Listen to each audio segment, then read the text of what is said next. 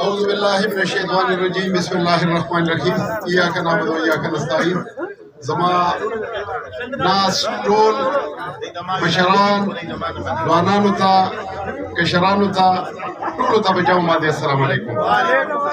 زه په دې موقع باندې سابقه سپیکر اسد کیسر صاحب ته او حاجی رنگیز خان ته عقیب الله خان ته موږ سره چې څومره مشران په سټیج ناست دي د ټولو ته دلته په راتلو باندې هرکلی وایم د دوی د ټولو شکریه ادا کوم. زه په دې موقع باندې د لیاز خان لالایي ډېره شکریه ادا کوم چې نن د شمولیت کوي. د لیاز خان لالایي د محمد ایاز د شوکت ایاز د ماجد ایاز د امجد ایاز د فضل محمد دا نومونه ډېر لوی لیست دی خو زه د ټولو فردن شکریه ادا کوم نن موږ سره په دې قافله کې په شمولیت باندې. نو انشاءالله زموږ زړه دروازې تاسو ته کولاو دي.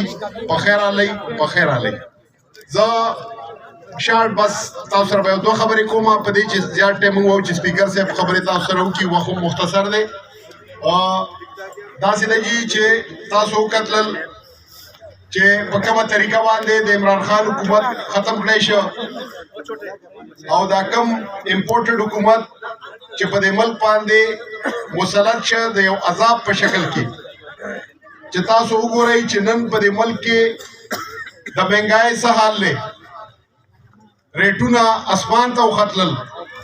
بیروزګاري ده د انتها بیروزګاري ده. ډالر بې کنټروله دی.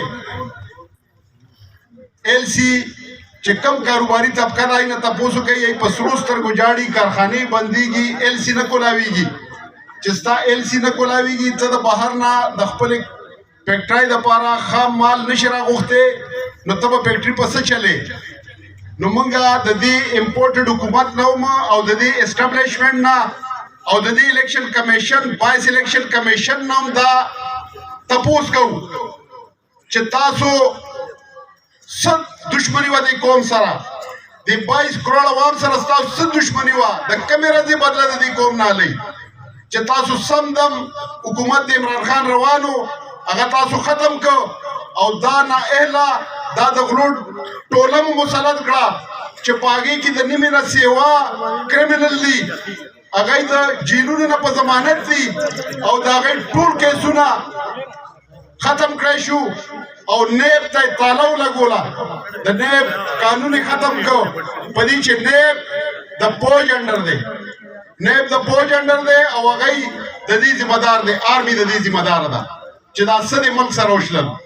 نو موږ د دې امپورټډ حکومت او د دې دارو پر زور مذمت کوو چې کم ناروا دی د ملک سره وکړل د خپلو خلکو سره یې وکړل د خپل غریب عوام سره یې وکړل. نو موږ د دې یو ځل بیا مذمت کوو او دا تمه لرو انشاءالله چې راتلونکی الیکشن که هر کله وي که په وخت او که د وخت نه مخکې انشاءالله دا قوم عمران خان سره دی. عمران خان له به دی بھرپور 2/3 اکثریت ورکوي انشاءالله په دې ټول ملک کې په دې څلور واړو صوبو کې او په دې مرکز کې راتلونکی حکومت د عمران خان دی انشاءالله.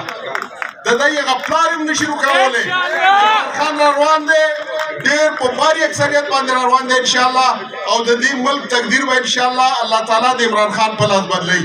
زه په آخره کې ستاسو یو ځل بیا د ټولو شکریه ادا کوم. ډېره مهرباني ډېره شکریه.